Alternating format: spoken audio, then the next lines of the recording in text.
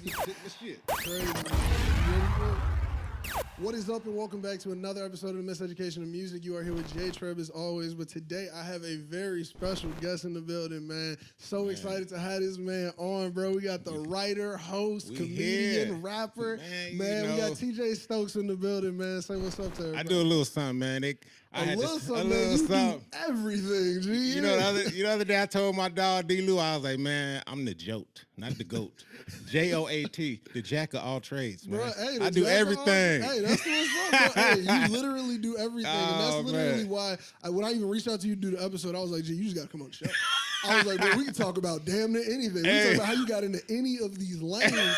And it's going to be a good one because I was just like, man, the first time, and just to shout it out, the first time I actually saw you perform, I saw you on stage, I was helping out with a production team at the Laugh Factory. Yeah. Bro, when I tell you I cried for your whole set, and you were just roasting people. Right. I mean, you got to a couple jokes, but somebody in the crowd distracted you, and it was just like, you went in on that person. Right. And bro, you had everybody dying. It was the highlight of my night. I remember when we were cutting through the footage, I kept rewatching your set.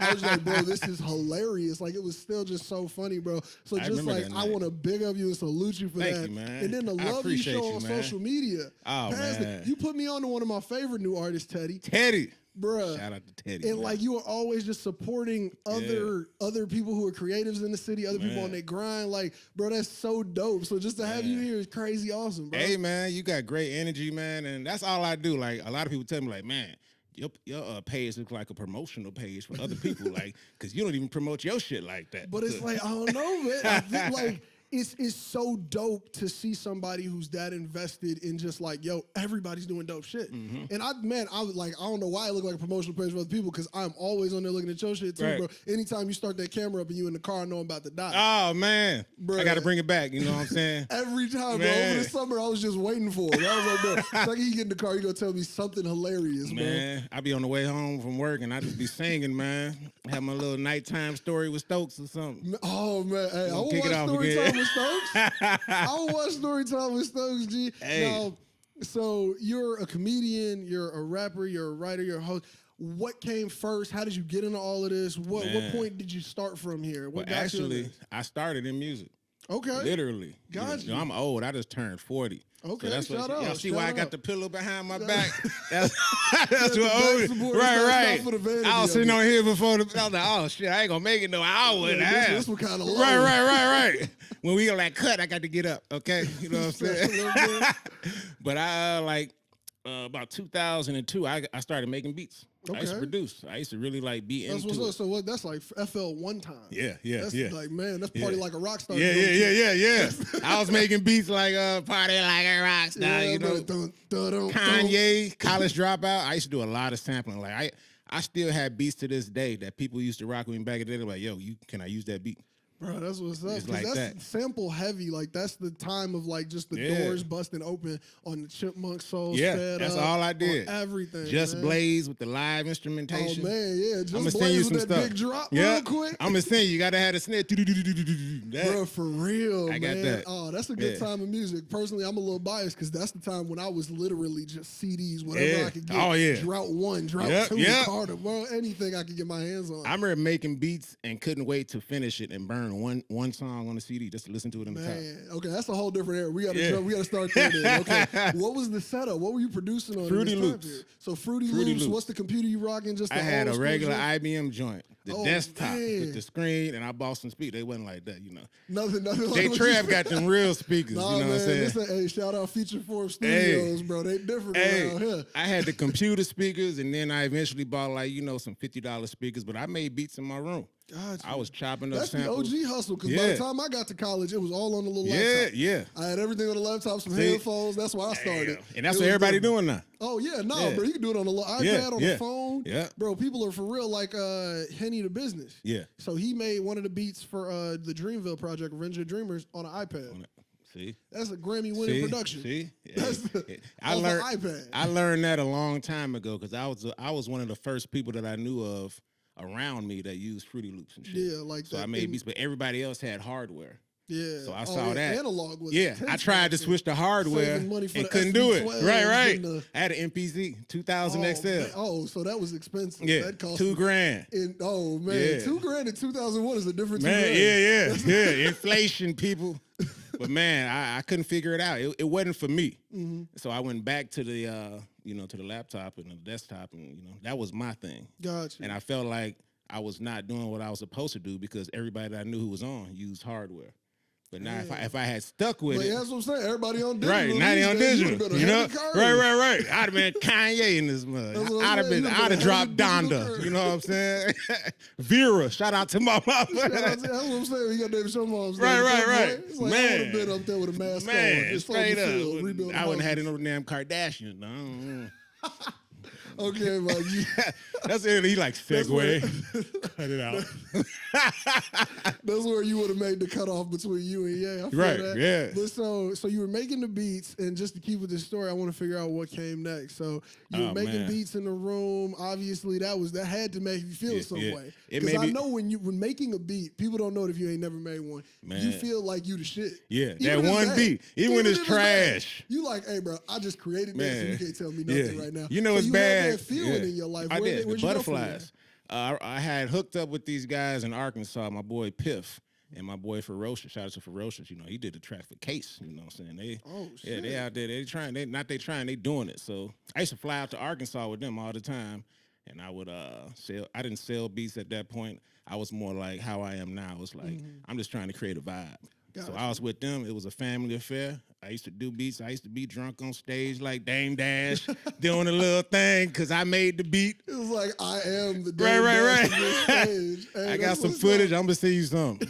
We got to put something in there. You send me some footage, I will give it to the editor, bro. Yeah. That's what's up. So you were rocking these stages, all of this. How did that even lead over to a life of like comedy or any of that stuff, like for writing or how did that lead there? Because I know so many rappers now, and I'm like, I don't think y'all could be a comedian, bro. I'm be honest with you. It's like album's the joke. God damn it. It's like, hey, bro, you TikTok for me. Right. You TikTok. TikTok as in TikTok. Okay, I'm done. I don't want to listen to that shit no more. Shit's trash. TikTok like 2 seconds of this shit. Goofy, man. But how does that segue over? Like, how do you even get in the same room as that? I always been, I guess, funny. And the story of becoming a comedian is literally every family function. I would be at my grandmother's house or something.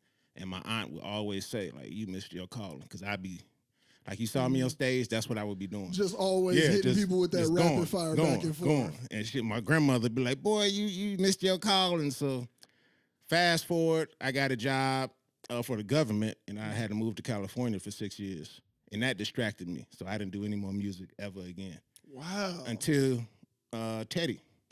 Damn, so that's crazy. About 10 years. For those of you who are fans of the Miseducation of Music, the episode we just did with Teddy, actually TJ put me on to him through his story. He was posting up about him, and I was just like, who is this kid rapping by the lake? And I listened to his whole catalog that day. Teddy Cole. But so that's crazy, and you all can watch that episode because Teddy was even talking about how you was a rapper on there. I had no clue at that point. Man, I saw you was like, what the fuck? When I found out you was a rapper. Right? But it's crazy that reinvigorated that passion. So during that 6 years you were cut off from that, was it no creative anything going on? No creative nothing. Man. I'm talking about no creative anything. I was dealing with alcohol abuse and everything. I'm a recovering alcoholic. Shout out. So I'll be 6 years next March. Congratulations on that. Yeah, thank you, man. So I spent from 2010 to 2016 just off the deep end drinking. Got and shit. you. So that kind of took you off of that path, and then you came back and got back on this path. So what reinvigorated? So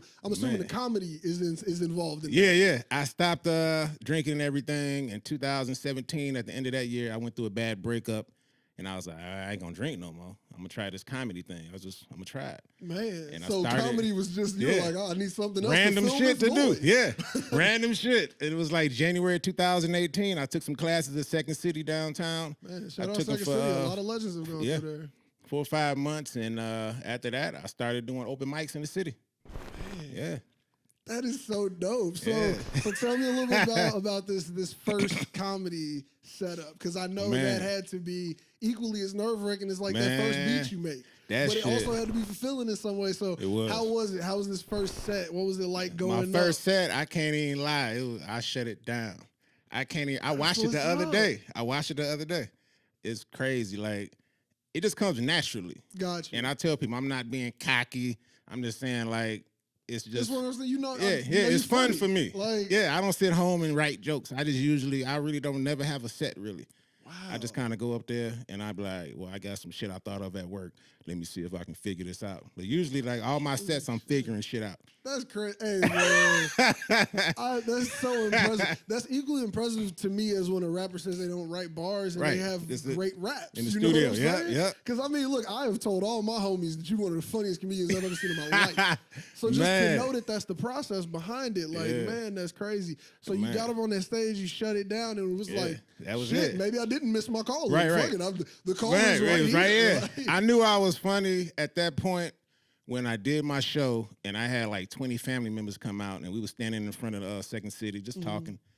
You know how black people do. We stand around for 2 hours after the shit. This time, but we gonna kick it. Yeah, we in the front. Yeah, I'm gonna say I'm leaving a few times, but I ain't really gonna go nowhere. Yeah, we just leaving about an hour. But it was other people who in my class, they family would stop me like, oh my God, you were hilarious. You were the best one. Meanwhile, like they child right there. You know what I'm saying? The whole family is telling you that you're the funniest one they see. Yeah. Damn. I mean, hey, gee, that would let me know I'm in the right place. Man. That's all I got to say. If you come up and you go tell me in front of your kid that I'm the funniest thing you saw tonight, hey, you need to be more like him. Yeah. But I did open mics, and I've done open mics that made me feel like I didn't want to do comedy no more. Gotcha. So it's not always great. Did you talk about one of those? Yeah. At this place, Patsy's. Oh, man, I'll never forget, man. I thought I was that motherfucker. I was like, I'm about to be Kevin Hart, man. I had a great first set. You went in there with the energy. You were like, there's no way. Man, I was like, look, do y'all know me? I just shut it down at a place you've never heard of, okay? It don't matter. I just shut it down and nobody knows my name, but I'm here to shut it down again. Right, I'm about to go crazy. You can't feel this energy? Man, I did it a Monday night, and then I shut it down. And the next week, I came back with that same energy, and that shit was like that. It's just like, what? It was over. I got in the car. I called my sister. I was like, man, fuck this. I don't need this. I got a job. I ain't got to do no comedy no more. She was like, you know what? She literally said, I'm glad that happened to you. She was like, because you need to know that it's not going to always be. Yeah, because it was like your first one was too good. You needed to get humble immediately. It was like they was on purpose. Like, yeah, you were funny, but we're not going to laugh now anymore. That's what it felt like. It felt like they were just like, we can't give you this one. You can't do nothing. You can't. Hey, but I learned like that's going to happen. Damn. You know what I'm saying? So that's happened to me before I did a big set, and I did a big set and went crazy. So that's what's up, man. See, that's like an extreme highs and lows. I feel like artists, it's a little impersonal, like talking with like rappers and stuff. Like if you at a show, people usually come to that show specifically to see you. Yeah, they know your lyrics. Yeah, you know, and if your album doesn't do hot, you sit at home and you read the numbers. Yeah. You don't have to look in the face while somebody We're looking at the numbers right now. Right. Like, you're not like if you saw somebody listening to your album and hitting skip, imagine how like that would just that probably hurt an artist. That's but, like, a great example. A comedian has to catch that right there. Like they almost telling you next joke. Like, hey, if y'all come to one of my shows and you hear me saying, "Oh, he skipped," I'm shout out to J-Treb. Like, y'all skipped that joke. That wasn't funny. Like, damn, but hey, that's really how it is, though. That's the analogy that I always think of, and I give comedians just like so much, like just ups for just like being able to stand on that stage and go, "I'm about to figure out if this works right now." Yeah. Like when it don't work, yesterday, but like. Right now, I got to make sure it works. Man, like it can be depressing, like because you'll be on that high, you shut down Laugh Factory, and then you go somewhere else and just bomb and be like, you're just like, this isn't even Laugh Factory. Right. Like, This you don't shit, even know who you are. I didn't know that's backdrop. Right. I'm not posting this shit on Instagram. Right. You don't even laughing. Man, it's a dynamic. That's why I always try to just have fun. Gotcha. I say shit that's funny to me. It's hard for me to like write a set. Yeah, because I feel like if you give too much to other people, it's like I'm trying to be the comedian in your head. Right, I'm not trying to be the comedian that I think is funny, man. Yeah, people always tell me like you look like you're doing comedy in the living room. They say it's like we just chilling watching. And that's how I wanted to feel. Honestly, that's exactly what it feels. I was in the back of the whole place with microphones and cameras, and I felt like we was just chopping it up, sitting on the couch like this. Yeah, because it's just, bro. Oh man, I love that energy. That's so dope. Now, like just to shift back over to music, I'm gonna go back and forth a little bit because you got so many lanes you work in, man. Now, you said that Teddy kind of reinvigorated this passion back into music. What was that like? What was it like getting back up to this mic now? Because now you got the highs and lows of that microphone of the comedian. Yeah. What was it like coming back over and almost starting fresh again in another one? I started with Teddy. It's crazy. This was like September sometime. Okay. He dropped Tuesday. Oh, and I don't know how I found it. That's the one that got me. Man, when I heard Tuesday, I was like, gee, you hit a chord. Man, yeah, he did. I was like, it explains that Truman theory that I talk with him about so much, where it's just like, am I on a TV show? Right. Because this is like real. This is just another fucking Tuesday. Man. Like my life is a movie. That shit was so fucking. It was something about that song. I don't know what it was. I mean, Teddy's a great artist anyway, but the song, like, it was a Sunday I never forget, and I just started writing to it. When he was spitting. You know, it's hard to write lyrics to like somebody rapping. I need an instrumental. I need a loop. I tuned him out. I wrote some shit and I hit him up. He was at the show actually. He did a show I was at a comedy show with my boy Dave Bradley. And Teddy was in the audience. Shout out Dave Bradley. Yeah. I bought tickets to that show, could not go. Damn. And I gave them to my homie, though. I gave them to my homie and his friends. They went to the show. Couldn't make it to that joint. Dave is a dope-ass artist, too. He got his shit called Big Body Freestyle. First time I got introduced to Dave, he was a rapper, and now he's a comedian. Yeah. Bro, I'm telling you, y'all are some of the most versatile people I've ever seen. And it's not... Like, man, just before we dive back into the music, y'all don't half-ass nothing. Right. Not a thing is half-ass. It's not it's not I'm just doing a little bit over here and I'm just doing a little bit over here. You all are giving it your all in both lanes. So just a salute for that, man. Thank you, man. Now back to this music. You wrote this verse. You hit Teddy up. Yeah, I had like 6 bars, and I was like, yo, I got this shit, man. You just inspired me. And it was just like, I'm going to send it to you. And he was just like, damn, like, he said, no, those are bars. He was like, oh, no, you need he said, you bar. I was like, hey, if you ever do a fucking remix, man, I would love to be on that that's joint. That's what he was talking about, bro. I still need to hear that joint. Man. Hey, if they all ever drop that, just let me know. It's gonna be crazy, man. And that was like the first verse I ever wrote in like probably 10 years. Damn. I got a lot to say now, man. Like, I mean, hell yeah, because you came up with these. There were other videos you dropped since. Because I know that had to reinvigorate the pen. Because then I was like, you rapping on Instagram now? I was like, what's going on? And then you had your promotion for the shirt you're wearing and the hat. Shout out Fresh Dolo Entertainment, man. But like, you had that promotion. And I was like, that's him in the background on them songs. Yeah. Like, man, that's so dope. It's that all comes from, honestly, the people around me. Like my dog Dario, D-Lou, Kels. These are great comedians as well. They tell me, we tell each other we're great. You know what I'm saying? I remember one day somebody was like, I think we hype ourselves up too much. I was like, hell no, we going to do it not enough. I'm going to tell you as an outsider, you all do not hype yourselves up enough. I think all of you are hilarious, bro. Just from social media to real life. Like, I've seen you all on stage. Thank you, man. And it's just like, the energy is different. It is. We try to have a party every show, man. That's what's up. And y'all bring that energy back over here because, I mean, just to see the support you had leading into this single, and I want to talk about that. So Love Me. Right. Bro, first of all, who did the beat on that? That was a guy I found on BeatStars, Ty Beats. He called me up and he was like, yo, he's like, nigga, you on the charts? I was like, man, that's crazy. Like, they were more excited. Like, it's not that I wasn't excited, but it was overwhelming. Okay. It was like when you had like a... It was almost like a what the fuck am I even supposed to do? Yeah, literally. Like, I don't know the proper response. At all. And then D-Lou called me up, so we had a 3-way call, and they going crazy. And they were like, man, do you realize you on the charts? And I was like, yeah, but I don't know what to say. Bro, I mean, like, to chart on the hip-hop chart, that's intense, man. Yeah, people drop shit every day.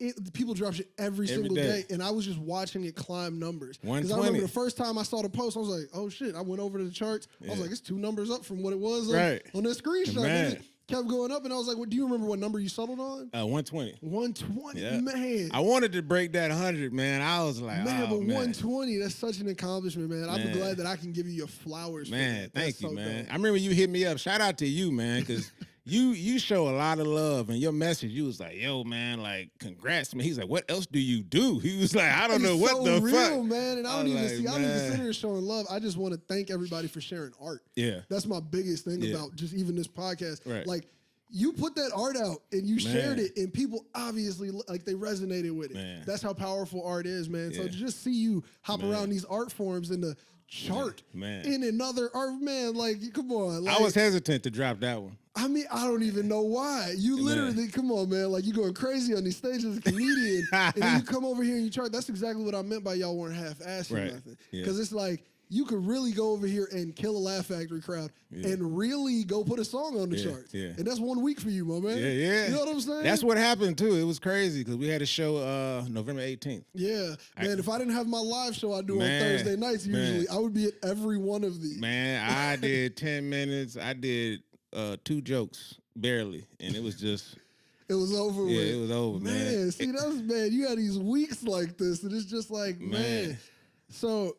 I want to ask you about some of the hurdles, some of the sides that aren't as positive. Right. You know what I'm saying? Yeah. So, what were some of the hurdles? Were there any hurdles as far as like studio and recording, and were there any hurdles as far as just like when it comes to comedy, like getting on stages at this point or anything? As far as recording just any music, I think I always say this: I had the greatest engineer on earth. Shout out to your engineer. Hey, shout out to you for shouting out the engineers, bro. What's their name here? We can get their tag on the screen. It's 700 Green Studios. 700 Green Studios. Shout out them. We get a little tag on the screen for them too, man. Man, they a beast, man. Their studio setup is dope, and the engineer is Jay.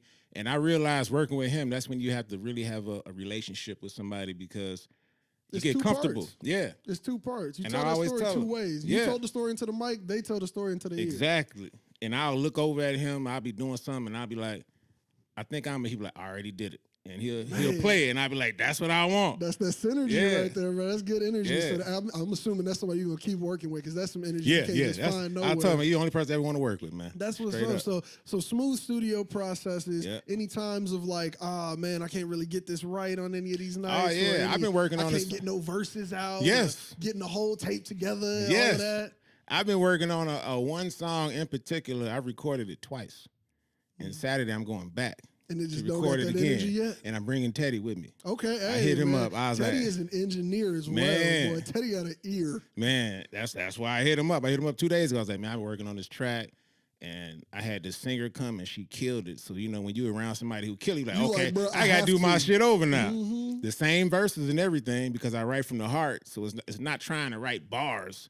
It's trying to convey the emotion. Yes, exactly. Like I like the way Nipsey spit because he could do bars, but most of his stuff, when you hear it, you just feel it. Exactly. Everything he said. Man, Dedication is one of my favorite tracks that gets across what you're talking about right there.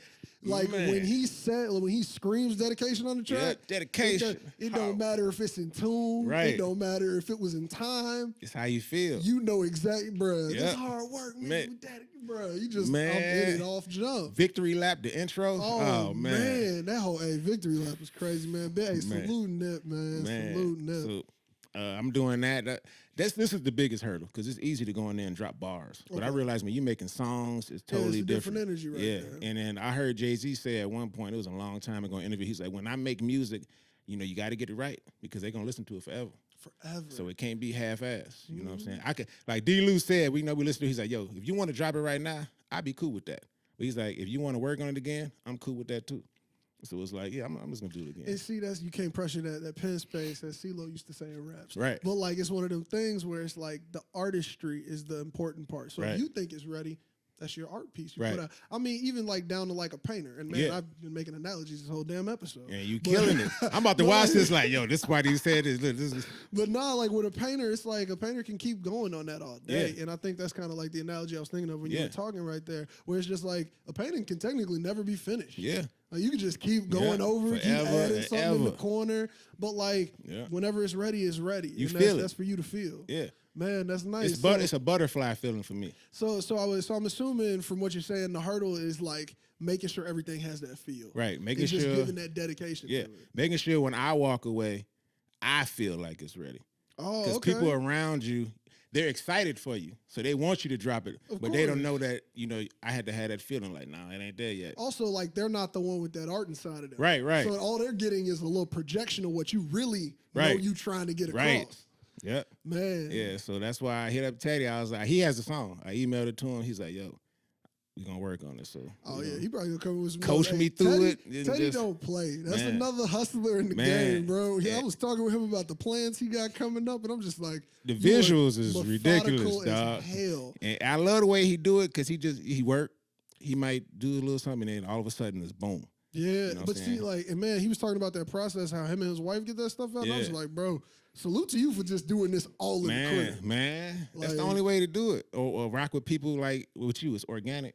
Yeah, you know just stuff like that, where it's like finding people who have that same energy. Yeah. Now, to shift gears over to comedy, is it that same space for you? Like, oh yeah. Is it like one of those things where the hurdle is like, I just got to make sure I'm in a good mood for it? Because I mean, you said you don't write a lot of jokes, so So like, how do you even prepare for a set to make sure it's? I prepare like written material. I do. Like my girl Kel's a comic. Shout out to her. Shout out. She got the funniest Instagram. Man, watch her story just if you want to die for the whole day. All her stories is like a movie. I'll be like, yo, this shit crazy. Bruh, like that sound on. Let me see what jokes. Whatever she thought was funny today, I know it's hilarious. Man, and I go back and forth with her. I'll send her like my notes or something, and she'll be like, yo, this is hilarious. But I know how you do. You're going to sit right there before they call you up, and you're going to be like, no, I'm going to just freestyle. And I did that last Thursday. So the whole goal is like, I got something written. I prepare like, yo. Will I use it? Never. And if I do, it'll be like bullet points. That's what I do. That's awesome, though. That's actually like really cool because that means you're prepared, but you're gonna go off the cuff with it anyway. Because I want to have fun. I don't understand how comedians. I used to do that. Right. Yeah. I used to do that. I used to be very prepared, which you should be. You know, you don't always be prepared, but I don't like telling the same jokes anymore. Gotcha. I feel like at some point, if I'm gonna go out and take my time out my day, I work every day. If I'm going to your show, I'm not gonna tell you the same shit I told these. Right, because I ain't having fun. I need to go up there so I can bust some jokes that I ain't even heard. You know what I'm saying? So we can all laugh. Right. Like, that's what got me. Right, and that's what I do. Like we did a show at this restaurant in Plainfield, Mojo's, and they had the speakers up, and I'm up there just going in, and I was like, let me go mess with these white people. So I walked over to them, and you know they had the feedback. It was like, and I just looked. I was like, what's this, a white barrier y'all put up? Brother can't even come over to the white people. And the stuff like that, just off the cuff. Something where you can just grab whatever's happening in the moment. I love that, bro, because I mean, there's the joke you got on YouTube that had me dying about the Rudy? Subaru. Oh, Subaru, yeah. Bruh. White people. The Rudy joke too, bro. Yeah. With that Subaru joke, you're like, you ever seen a black person in a Subaru? Never. Like, I was like, did this nigga just really think of that? Right. I was like, that's something where I feel like you didn't write that down. No, I work with a lot of white people, and they all got Subarus, and I've never seen a black person drive a Subaru. And right. I was like, do they you don't feel any need to buy a Subaru or anything? If you see me with a Subaru, that means, you know, I done went over to the get outside. You know what I'm saying? Come check on me, bro. If you see me pushing the Outback, go check on the brother. Man, I mean, they got me. Oh, man. That's crazy, man. Oh, I'm trying to think of just what else I wanted to ask you, because most of these questions are honestly just things I want to know, man. Because, like, I love to just get more information. Now, what are some of your influences for all of this? Because, I mean, like, to be in as many lanes as you're in, I'm just like, there has to be so many people you draw from. My favorite comedian on earth, it's been like this forever. And I'm not saying, like, people say the greatest. No, my favorite, Deion Cole. Man. That's my favorite comedian on earth. I've been watching him. In Chicago as well. Yep. Hell yeah, shout out. Man, I watched every interview he's ever did. I've seen him perform plenty of times. He's a versatile actor. Man. We don't talk about it. Man. The harder they fall, he killed that shit. Man. Even his death scene was memorable. It came out of nowhere. Bro, like when I saw him, I was like, what the like his character, when he comes in, he's got this huge presence, and then he steps away for the main story to take place. And then when he comes back, you've almost forgotten he was in the film. That's how I felt. But that was so memorable with that just stick of dynamite in his hand. Man. Oh, man. I'm sorry, I got you a little bit tired there. No, he's one of my favorite. I actually text Kels. I was like, man, they killed. I was like, they whooped Deion ass. I'm turning this off, man. I can't watch this movie, man. I can't watch this if they disrespect Deion. But he's so versatile, and that's kind of like my style is like his. Like I feel like I can do any room. Like a lot of people, they can do only black room, or they can do only white room. I prefer like anything. Yeah. But you could just be like, give me a room. Yeah, give me a room. I go crazy. And I never forget, I went to see Deion Cole at the Improv in Schaumburg, and it was an old white couple in front of me. Yeah. And they were just having it. I was like, yo, that's the kind of comedy I want that can resonate with everybody. I think that's the comedy that's even more prevalent these days. Because I mean, like, there was a time period where it was like, even like a white audience might want to hear what a black crowd was hearing, like a black joke or things of that nature. Like that kind of thing of like the Bernie Mac time.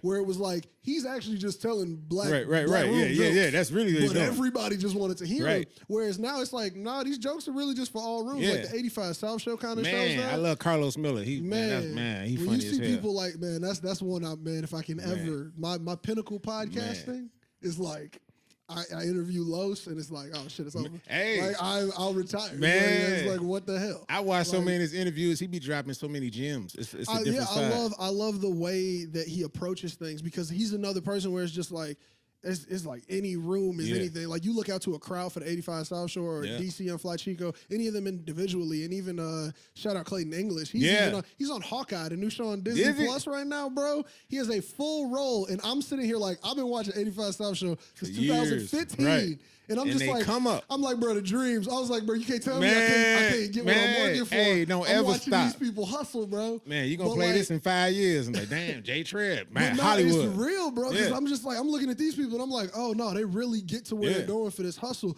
So like, just to like see that and to see like how everybody is okay with just people being real. Yeah. Like that's the aspect of it. Yeah. Like that's why you can work in any room. That's why you want any room. Because it's like, I'm just gonna be real no matter where I'm at. Yeah. There's no flip, there's no switch, there's no let me try to do something different. Nah, I'm just go up there and have fun so I can go home and happy. Because I always tell people in my inner circle, and I just say, I feel like if I'm not having fun, it was an inconvenience for me. You know what I'm saying? I feel that, man. Like, look, G, I'm gonna be honest, the day this podcast ain't fun. Right. It can wrap up. Right, it's the inconvenience. Because then it's an inconvenience, as you said. Because, I mean, like, why would you do something if you don't find genuine joy in it? And, I mean, to see you just hustling in a path of joy and doing shit you love, bro, just hearing these stories. Like, and the music came from me. The music came from me getting frustrated with, like, comedy. I had really stopped doing comedy personally because I was going through, like, personal issues. It's like, not happy and just working, and I felt like I was doing too much and I wasn't happy. Like I would do shows and go home and had the most depressed feeling ever. And it's just like, damn. It's like I'm doing all this. Why am I doing this? Yeah, so then you got to find something else to be an outlet, and then you find the happiness of both. Yeah. Man, that's, hey, you talking about Carlos dropping gems. That's a gem right there, though. Like, man, figuring out how to split your creativity up so you're not exhausted. Yeah, and you got to be able to rotate. I was just telling somebody the other day, I was like, find something else that you like to do. Don't just do comedy. Do something else. That's the only way you can become the joke. Right. The joke. Jack of all trades, man. Straight up. That's the only way you get there. And I feel like me being a recovering alcoholic, I use comedy to really have fun. Yeah, so it's almost like a... This is like different from me. Yeah, you use it for something else. So having it in that space definitely puts it in a more delicate situation. So I don't want to just show up and be like, okay, I'm performing for y'all and it's for y'all. Like, no, you know what I'm saying? This is part of my sobriety. Exactly. I need this. You know, it's like, hey, I'm here for me. Right, literally. And you get to see it. Right. That's how I feel. So it's like this is actually just the thoughts of somebody. Right. That's all you're here for. You're here to hear my thoughts. Yeah, exactly. Thank you for paying to cover my 2 drinks. Man, shout out to Kid Cudi because I watched that documentary and that's why I really feel like that now. Yeah. I feel like, yo, I'm getting all my emotions out in jokes and music and whatever else I try. Anything else I try is more about just putting yourself out there. Hey, man, it's all about creating some art from what you got inside of you, man. Hey, that's so good. That's so dope, man. The gem. That's not you said it, man. I'm just summing up the words, bro. I'm just summing up the words, man. Now, I do want to touch before we get out of here on these podcasts that you do as well. So, Straight Up Topics. Straight Up Topics. My dog D. Production. Yeah, man. Let's shout out them before I get too far. Be Positive Productions going crazy in the city, man. It's dope just to see all of y'all always doing something, man.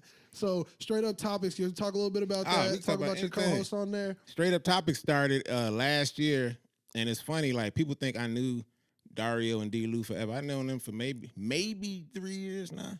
Maybe. Really? Yeah. I thought y'all grew up together. Nah, it feels like it. I'm gonna be honest. Yeah. The way y'all talk about each other, I thought y'all grew up at least on the same block. Man, right. Y'all had to be family, but I thought it was some shit where it's like, oh, all them niggas from like 80 something. Yeah, I thought it was some shit. That's like, how it is. Kids, right. Some shit like that. When I started comedy in 2018, I went to Dario his open mic with somebody else, another comic, and it was Dario's first night hosting that. Gotcha. And I walked up to him. I was like, "All right, what's up, man? How you doing? I'm TJ," and that was it. And I started doing comedy my own way. And a year later, I came back to my buddies. That's Dario's spot. I went to the bar, and I did an open mic, and I killed it, as Dario would say. And ever since then, I would come back more often, and then we just clicked. And that just built the friendship, man. Yeah, and then a year later, that's when we was really getting cool and stuff. And then D. Lou, the co-founder of Be Positive Productions, he came to me. He was at a show. He's like, "Yo, Stokes, I got a question for you. You want to do a podcast?" Immediately, I told him no. Man. I was like, "Nah, I'm straight, man," because he wanted to talk about relationships, and anybody that know me, I don't. Oh yeah, no. You see, my podcast is the Miseducation of music. Right. You ain't never seen me bring nobody on. Right. Hey, man, let's talk about something other than music and creativity, man. Because relationships will mess your life up, kids. Don't do it. Not even that. It's like, look, I'm just not the one to tell you. Right. Look, I'm the last one. I don't want you to be like, "Hey, I took your advice on episode 137, and my girl mad at me, man." It's like, "Hey, nigga, hey, that's not for I need me, a couch now." You know what I'm saying? And you feel like it's on me? Right. Nah, bro. Need a disclaimer, but we ended up doing it. How did they get you into this then? How did they persuade you? He asked me, we talked about it like that night, and he was like, I was like, "All right, man, let's get it cracking." And we did it, and I was just nervous because I wasn't on the camera like that. Like, I was just, he even told me after the first episode, he's like, "Yo, you was nervous, wasn't it?" It was like that scene on Life when he was like, you was scared, huh? Don't be scared. Oh, man. That's how it was. And we just did it, and then we did it so much. That's what showed me that you got to have content, consistency and content. Man. Because I tell him, even in the back of my head, when we were doing it every week, I was like, "Yo, it's not really going anywhere." But it's all about consistency. Right. Man, look, I got depressed about halfway through the pandemic. Man. I stayed in the crib, didn't put no content out, didn't post nothing on Instagram. I might as well just started a new show. Hey. When I came back for this season, might as well just be a whole new show. The algorithm hates me. Right. I can't get no push up on nothing. Hey. They ain't telling nobody when I go live. Damn. Man. That's why I was like, "Hey, bro, they only reward consistency." But look what you doing now. You know what I'm saying? Consistency. Hey, exactly. But that's why I was like, man, I got to fall back into it. Yeah. I got to have a plan for if this shit happen again. Yeah. But like that consistency is that real. It is. It was like, man, I've been doing a podcast since 2019. Damn. But I might as well have just started again. from number one. Right. When I came back after taking, I think it was like 4 or 5 months off. But sometimes you need that break. No. This show wouldn't have came back. If Yeah, I tried to push through that shit. Yeah. So, hey, I'm glad. Yeah, like I was talking to a fellow comedian not too long ago, and they were like, "Man, I remember when you told me during the pandemic, because everybody was stressing. What am I gonna do? I was like, man, don't do nothing. Just chill. Because at some point, just keep yourself busy. Yeah, enough. you ain't gotta write. You ain't gotta write jokes all the time. It's okay to do nothing. It's okay to just like entertain you and not try to entertain the world. Yeah, exactly. So I'm a big proponent of personal happiness, man. Hell yeah. That's why I find myself, I withdraw from a lot of stuff now. I only do stuff I want to do. Okay, only. That's what's up. I'm not gonna go do a random show. But I think that leads to more quality content. That leads to things like the Straight Up Topics podcast. Right. Like, I mean, I remember watching on Instagram Live, being like, "Wow, this is really good topics, man. Really good banter back and man. forth." Oh, you was going in on Kel's comic one time about I think it was Whitney Young. Oh, Walter Payton. Walter Payton. Oh, I was crying. She was at all these accolades. I'm like, now, but you a comedian though. What are you doing? She was ready to go. Oh, I got this in my school, but you're a comedian. Right. That's like me talking about how I used to be a Mr. Olympian. Like, clearly you eat Cheetos now. Clearly, you got Cheetos in the bag. It's like, clearly. Like, come on now. You're not anymore. Right. I was like, come on, man. But I love doing that. That show is literally, it's organic. Because that show is how Seems like three friends talking. Yeah, we got group chats, and that's literally our group chat. It's like you got invited to our group FaceTime. Yeah, literally. That's all it is. Oh, man. That's and we ended so up, dope. And the consistency of that is, you never know what other opportunities come. So just keep doing, like Dario always tell me, whatever you do, somebody's always put your watching. foot on the gas and somebody's watching. He always say that.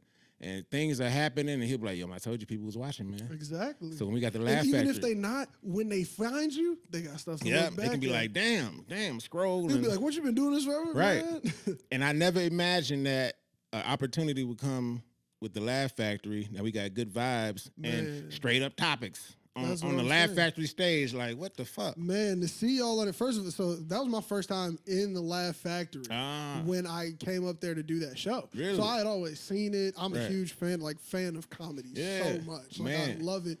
And to be able to walk on that stage as just somebody working production for the day, I was like, man, I was supposed to have a live show that night. I was supposed to leave early. I canceled the whole live show. Damn. Stayed there for the whole show. Hey, and I wouldn't have saw your set if I did. Man. Like, it was that real, though, because I was just like, man, this is that cool, like, to see that. A side note about that set, I give you what they call something just for the show. Only nobody knows. Right, nobody knows this, but I was pissed off. Oh wow! But right before that set, I'm talking about, like, I was pissed, and that's why I think it radiated, because ever since then, as soon as I walked off the stage, Dario was like, "Yo, whatever you did, that's how you should always perform." Because, bro, you got on that stage, and I was just like, that person in front, I was like, oh, man. They have no clue what they just got into. I was so happy to be in the back as a laughing viewer. Because it's not like it was anything rude, it's not like it was anything mean. It was all so funny. And I was just like, everybody's looking at you. Everybody's looking at you. Man, right, yeah. That's how you got to be. Ever since that night, I was so pissed that I didn't care about if anybody thought I was funny. That was my mentality. I was like, yo, I'm going to do what the fuck I want to do. And I had fun. Ever since then, that's how I've been. Hey, man, that's what's up. That's so awesome, you gotta be fearless. Man. Hey, G, that's so dope. Now, before we get out of here, is there anything you want to leave them with? This episode is going to be dropping probably like top of the year. So is there anything you want to tell anybody? Get ready for the Love Me More remix coming out. You know, and when we do drop it, you know what I'm going to do? The first thing I'm going to give it to you. You're going to be the first person to get the remix. You're going to hear it on the Miseducation of Music. You're going to hear that track right here. Yeah. I don't care what episode dropping that week.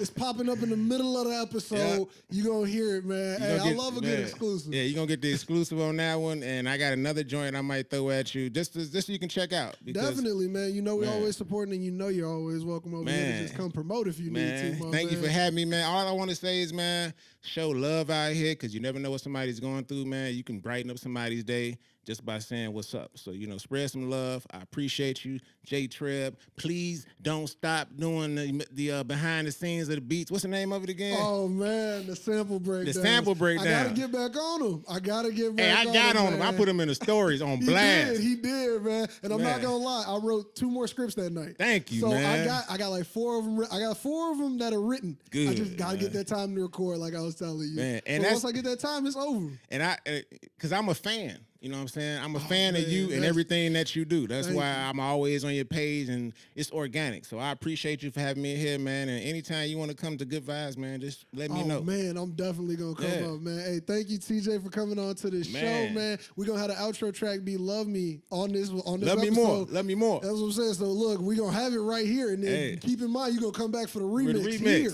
Man. So, hey, check this track out. Make sure you're checking out the podcast, and make sure you're liking, commenting, and subscribing. Thank you again for coming on the show.